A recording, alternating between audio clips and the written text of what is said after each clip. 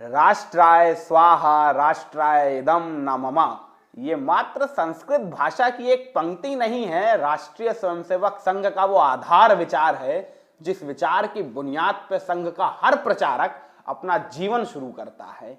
लाल कृष्ण आडवाणी 14 वर्ष की आयु में जब पहले दिन राष्ट्रीय स्वयंसेवक संघ की शाखा में गए थे, उसी दिन उन्होंने संकल्प ले लिया था कि वो इस उक्ति को अपने जीवन में चरितार्थ करेंगे ही करेंगे।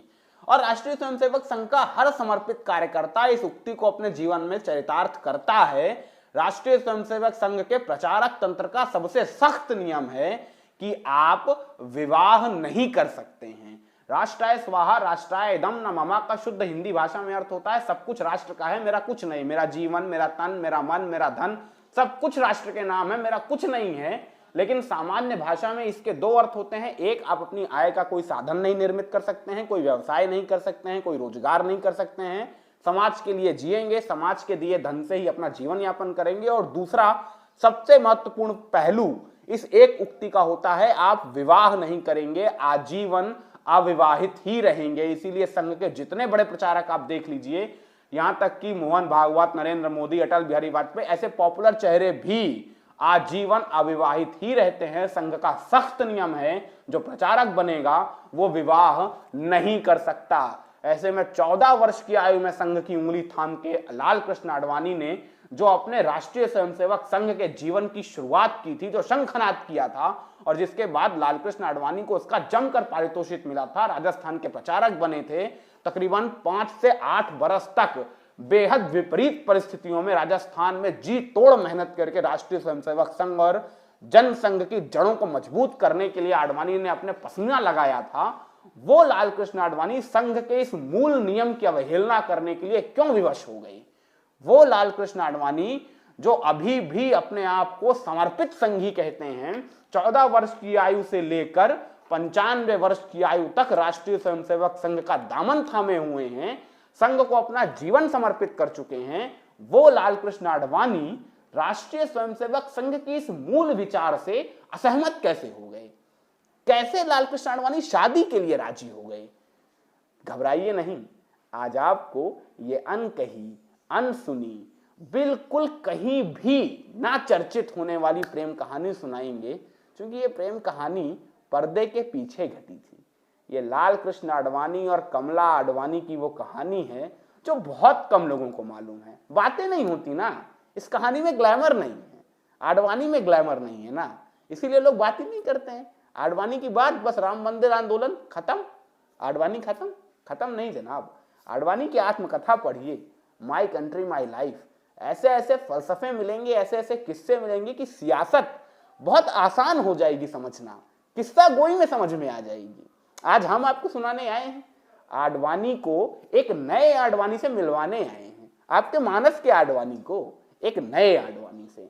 मानस में आडवाणी कैसे हैं? वही राम रथ यात्रा पे सवार होके पूरे देश में राम मंदिर का हवा खड़ा कर देने वाले हिंदू हृदय सम्राट नहीं। आज हम आपको मिलवाएंगे एक पत्रकार आडवाणी से, एक बेहद संजीदा, बेहद गंभीरता के साथ मोहब्बत करने वाले पति से, एक बेहद समझदार पिता से। ये कहानी ना आपस में कनेक्टेड है, जैसे ब्रेड बटर होता है कि बिना ऊपर की स्लाइस खाए और नीचे की स्लाइस खाए बीच के रिच बटर का मजा नहीं मिलता, वैसे ये कहानी चेन की तरह बंधी है। पत्रकार नहीं बनेंगे तो पति नहीं बनेंगे, और पति नहीं बनेंगे तो पिता कैसे बनेंगे? चलिए शुरू करते हैं इस कहानी को, लाल कृष्ण आडवाणी की शादी की अद्भुत दास्तान को, जिस दास्तान को सुनने के बाद आपकी नजरों के सामने एक नए लाल कृष्ण आडवाणी खड़े नजर आएंगे, जिस कहानी को सुनने के बाद आडवाणी को देखने का चश्मा बदल जाएगा। तो चलिए हमारे साथ 1958 का दौर था। ये लाल कृष्ण आडवाणी 1958 में दिल्ली आ चुके थे। दिल्ली आने के प्रक्रम में वो राजस्थान के प्रचारक रह चुके थे। बेहद विपरीत परिस्थितियों में उन्होंने संघ का प्रचार कार्य संभाला था, जेल भी गए थे, जिसके बाद अटल बिहारी वाजपेयी के अंग्रेजी सलाहकार के तौर पे उन्हें दिल्ली शिफ्ट किया गया था। दिल्ली में आडवाणी को चिंता सता रही थी। शरीर दिल्ली में था मगर दिल गुजरात में था। क्यों? क्योंकि गुजरात में उनके पिता रहा करते थे। आडवाणी जब पाकिस्तान छोड़ के हिंदुस्तान का रुख कर रहे थे तब परिस्थितियां बेहद विकराल थी, विपरीत नहीं कहूंगा, विकराल थी, क्योंकि जान की आमद थी।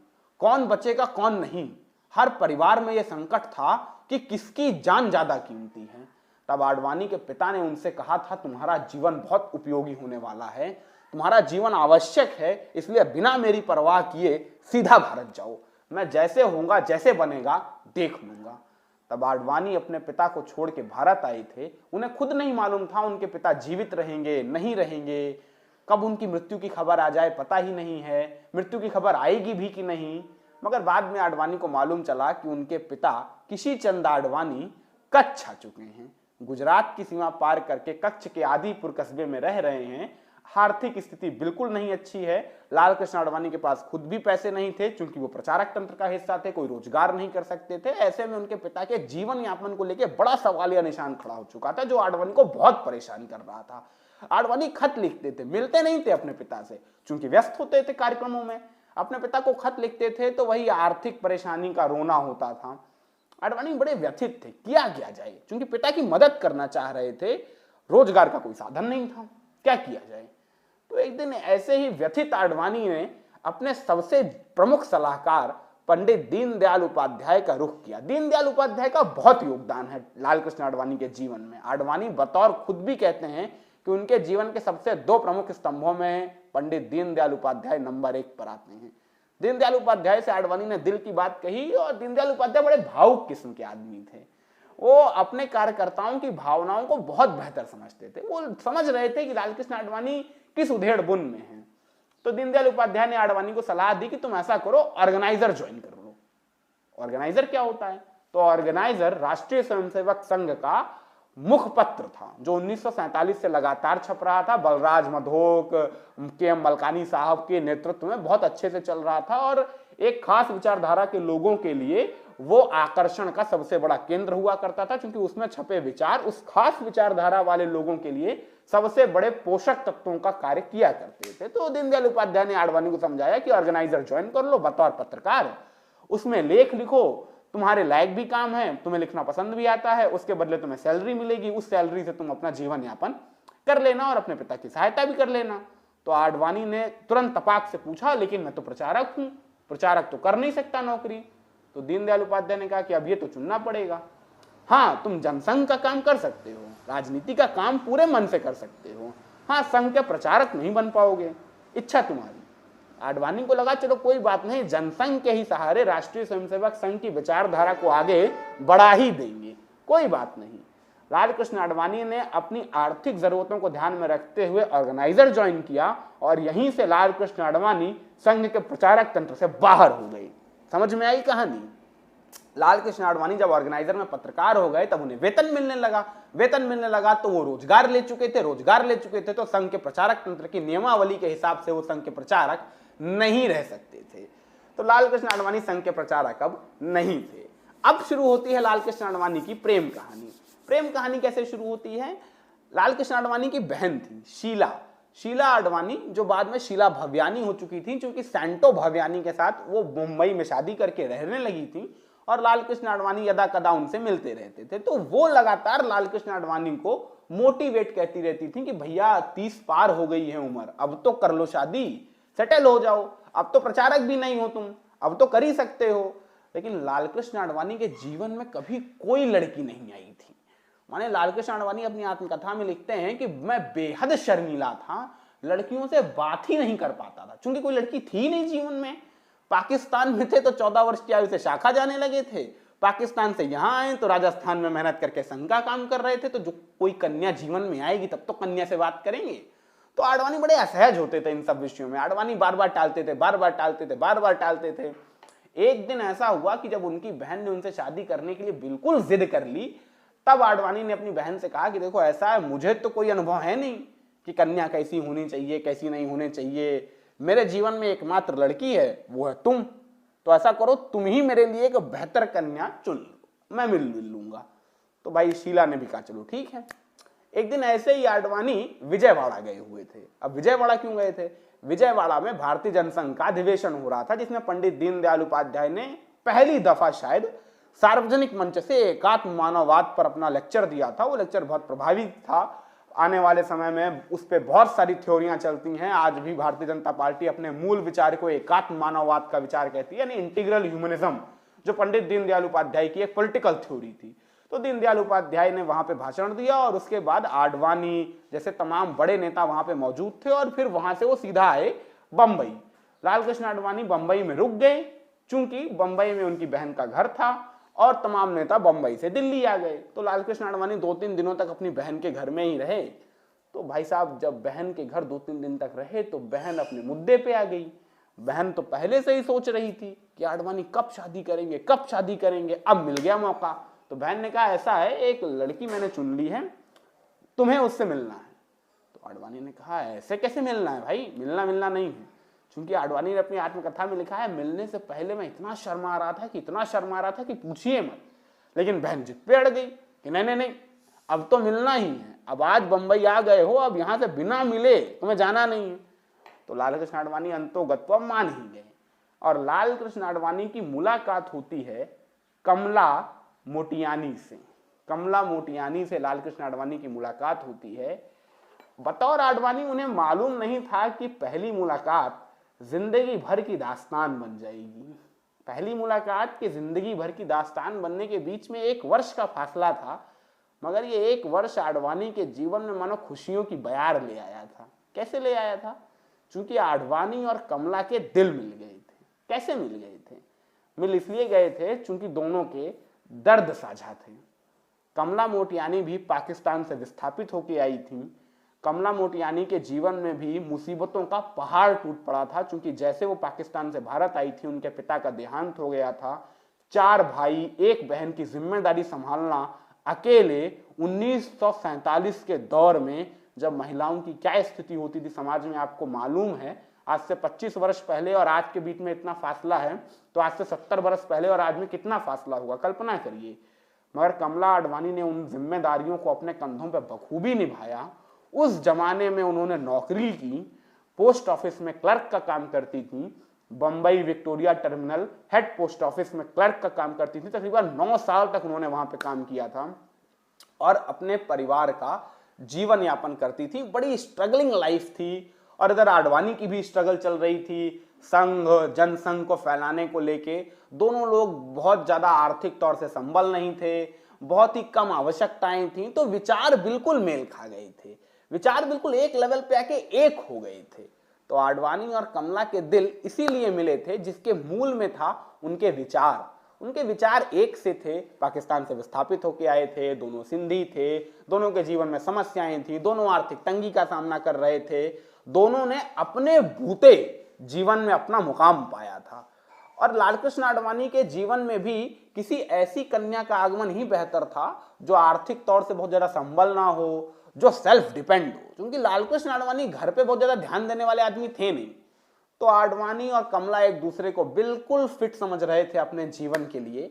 एक दिन ऐसे ही कमला ने आडवाणी से कहा खत में कि आइए और मेरे परिवार वालों से मिल लीजिए। परिवार वाले माने चाचा ताया जो भी आसपास थे। तो आडवाणी ने कहा ठीक है, क्योंकि कमला चाहती थी कि उनके दिल में तो आडवाणी की जगह बन गई है, मगर परिवार वालों के दिलों में भी आडवाणी की जगह बनानी है ना, आडवाणी की एक्सेप्टेंस करानी है। अच्छा, आडवाणी को ये सब बात मालूम नहीं थी कि ये सब प्लान चल रहा है। तो आडवाणी भाई ऐसे ही पहुंच गए बंबई। जब बंबई पहुंच गए तो कमला अपने घर वालों के साथ तैयार थी। अब आडवाणी भाई साहब देख के एकदम चौंक गई कि ये सब क्या माजरा है, इतने सारे लोग क्या है। आडवाणी तो सोचे थे कमला ने अकेले बुलाया। आडवाणी बड़े खुश आए थे। अब घर वाले आडवाणी से पूछने लगे कि आप क्या करते हैं, कैसे करते हैं। तो आडवाणी ने बताया कि भाई मैं जर्नलिस्ट हूं और पॉलिटिकल एक्टिविस्ट हूं, ऑर्गेनाइजर में काम करता हूं और जनसंघ को फैलाने के लिए काम करता हूं। उन लोगों को ज्यादा इस सब काम के बारे में मालूम नहीं था, तो बड़े अनसेटिस्फाइड तरीके से लग रहे थे। तो आडवाणी को लगा ये लोग तो बिल्कुल खुशी नहीं नजर आ रहे हैं, ये लोग खुश नहीं नजर आएंगे तो कुछ मामला सब गड़बड़ा जाएगा। लेकिन तब तक एक बच्चा छोटा सा टाइम्स ऑफ इंडिया का एडिशन लेके आया, दौड़ता हुआ, सरबट दौड़ता हुआ आया और बोला अंकल अंकल आपने अपना क्या नाम बताया था। तो लाल कृष्ण आडवाणी ने कहा बेटा लाल कृष्ण आडवाणी, LK आडवाणी। तो वो टाइम्स ऑफ इंडिया का एडिशन खोला, उसने कहा ये आपका नाम है। तो आडवाणी ने खबर पढ़ी। टाइम्स ऑफ इंडिया के उस दिन के एडिशन में खबर निकली थी कि जनसंघ ने अपने संविधान को दोबारा पुनर्व्यवस्थित करने के लिए, संशोधित करने के लिए 4 सदस्यों की कमेटी बनाई है और उन 4 सदस्यों में एक नाम LK आडवाणी का भी था। लाल कृष्ण आडवाणी ने कहा हाँ ये मेरा ही नाम है। आसपास खड़े सब लोग दंग, चेहरा देख रहे थे आडवाणी का, क्योंकि उन लोगों के लिए अखबार में नाम छपना बहुत बड़ी खबर थी। टाइम्स ऑफ इंडिया जैसे अखबार में नाम छपा मतलब बंदा कमाल, लोग एकदम इंप्रेस। आडवाणी ने अपनी आत्मकथा में लिखा है, मैं लोगों के चेहरे देख रहा था, खुशी से झूम उठे, उनको लगा वाह भाई साहब क्या लड़का मिला है। तो आडवाणी टाइम्स ऑफ इंडिया के जरिए कमला के परिवार वालों के दिल में जगह बनाने के लिए कामयाब हो चुके थे और अब कमला और आडवाणी की शादी तकरीबन तय थी और 25 फरवरी 1965 को कमला आडवाणी और लाल कृष्ण आडवाणी केसी कॉलेज बंबई में चर्च गेट के पास है, आप जाके देख भी सकते हैं। केसी कॉलेज की छत पे लाल कृष्ण आडवाणी और कमला आडवाणी का वैदिक परंपरा के साथ विवाह संपन्न हुआ। विवाह संपन्न होने के बाद लाल कृष्ण आडवाणी ने कमला आडवाणी को दिल्ली बुला लिया। कमला आडवाणी का ट्रांसफर हो गया। कमला आडवाणी जो वीटी हेड पोस्ट ऑफिस में क्लर्क हुआ, वो अब दिल्ली के गोल्ड डाक खाने में क्लर्क के तौर पर काम करने लगी। दिल्ली में आडवाणी और कमला का छोटा सा संसार था, हंसी खुशी रहा करते थे, झगड़े भी खूब होते थे। खास तौर से कपड़े धोने को लेके झगड़े आडवाणी और कमला में जम के होते थे, क्योंकि कमला चाहती थी शादी के बाद आडवाणी के कपड़े वो धोएं और आडवाणी साहब को बचपन से आदत लगी हुई थी अपने कपड़े खुद ही धोने की। सुबह सुबह 5 बजे अपने कपड़े लेके बैठ जाएं धोने के लिए, वो मुंगरी से पीट पीट के फट फट की आवाज से पूरे घर में शोर मचा दिए। अब कमला सोते हुए उठें, आडवाणी से यही चीज बोलें कि मैंने आपसे कहा था कपड़े छोड़ के चले जाइए, लेकिन नहीं, आपको मेरी बात तो माननी नहीं है। तो आडवाणी कमला को समझाते थे कि उनकी पहले से आदत लगी हुई है ये कि वो सुबह उठ के सबसे पहले कपड़ा धोते हैं। अंततः गत्वा आडवाणी ने कमला को इस मुद्दे पे मना ही लिया था कि अपने कपड़े वो ही धोएंगे सिवाय आपातकालीन परिस्थितियों के। बतौर आडवाणी कमला फाइनेंस में बहुत अच्छी थी, घर संभालना जानती थी। कमला हर समय आडवाणी के साथ थी और आडवाणी कमला के साथ एक इमोशनल सपोर्ट के तौर पे। तब भी जब आडवाणी अपने सबसे खराब राजनीतिक दौर से गुजर रहे थे, कमला चट्टान की तरह आडवाणी के पीछे खड़ी हुई थी। ये वो दौर था जब आडवाणी बेहद कश्मकश में थे, दुनिया में उनका रौला था, मगर भीतर से आडवाणी के दिल में कसक थी, क्योंकि पूरी दुनिया में लाल कृष्ण आडवाणी भावी प्रधानमंत्री पद के उम्मीदवार होने वाले थे। लेकिन आडवाणी को अंदर से मालूम था कि ये प्रधानमंत्री का पद उनके लिए अभी है ही नहीं, इसका एक ही वारिस है, पंडित अटल बिहारी वाजपेयी। अटल बिहारी वाजपेयी और आडवाणी के बीच उस समय दूरियां बनी हुई थी और उन दूरियों को पाटने के लिए बीच के पुल का काम किया था कमला आडवाणी ने। ये कमला ही थी जिन्होंने आडवाणी को समझाया, वाजपेयी को समझाया, और इन दोनों की जुगलबंदी एक दफा फिर भारतीय राजनीति के पटल पर दिखी तो कमाल हुआ। तो भारतीय जनता पार्टी का कमल खिला। इसके पीछे कमला का बहुत बड़ा योगदान था। बतौर कमला आडवाणी अटल बिहारी वाजपेयी और लाल कृष्ण आडवाणी एक दूसरे की दोस्ती के लिए ही बने थे। इनके बीच दोस्ती के सिवा कुछ और हो ही नहीं सकता था। वैसे अटल बिहारी वाजपेयी को कमला जी के हाथ का खाना खूब पसंद था। जब तक आडवाणी की शादी नहीं हुई थी, वाजपेयी कभी नहीं जाते थे आडवाणी के घर, लेकिन कमला से शादी के बाद वाजपेयी खूब जाया करते थे। इसलिए चूंकि कमला के हाथ का खाना खाने को मिलेगा और प्लस कमला आडवाणी और अटल बिहारी वाजपेयी दोनों मिलके किचन में खाना बनाते थे, तो आडवाणी महोदय चाव से खाते थे। इन तीनों की जुगलबंदी इतनी मशहूर थी कि प्रतिभा और जयंत भी दूर से बैठ के आनंद लिया करते थे कि देखो भाई साहब क्या दोस्ती है। खैर, कमला आडवाणी और लाल कृष्ण आडवाणी की एक कहानी आपको कैसी लगी, कमेंट सेक्शन में कमेंट करके जरूर बताइएगा। वीडियो अच्छा लगा हो तो लाइक करना मत भूलिएगा, चैनल को सब्सक्राइब करना मत भूलिएगा। पॉलिटिक्स जिससे ऐसे इंटरेस्टिंग पॉलिटिकल एनेक्डोट्स लगातार आप तक पहुंचते रहें।